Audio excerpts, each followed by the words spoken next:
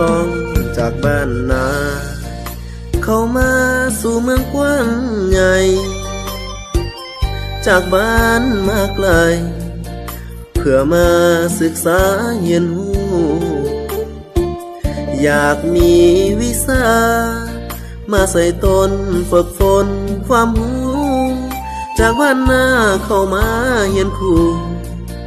อยู่ที่ศิลปะศึกษาจากพ่อแม่มาห่วงหาทุกเล่งทุกเศร้า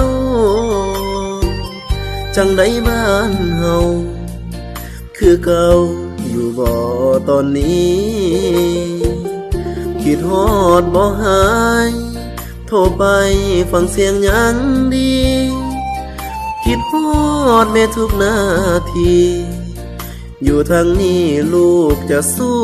ทนเฮาลูกคนจน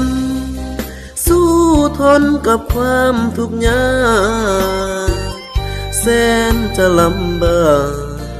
ทุกข์ยากลูกก็สู้ทนลูกอยู่ทางนี้ยังมีความหวังเหลือล้นให้พ่อ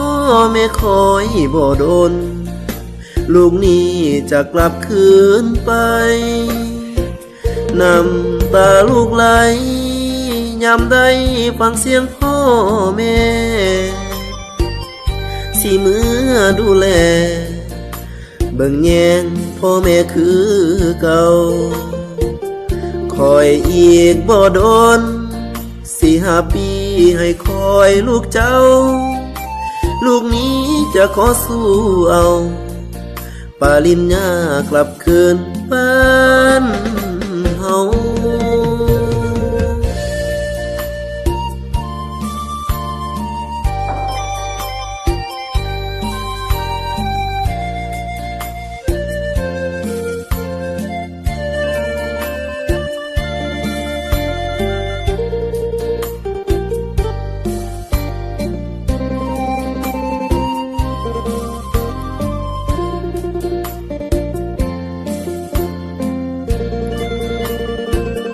เฮาลูกคนจนสู้ทนกับความทุกข์ยากแสนจะลำบากทุกข์ยากลูกก็สู้ทนลูกอยู่ทางนี้ยังมีความหวังเหลือล้นให้พ่อแม่คอยบ่โดน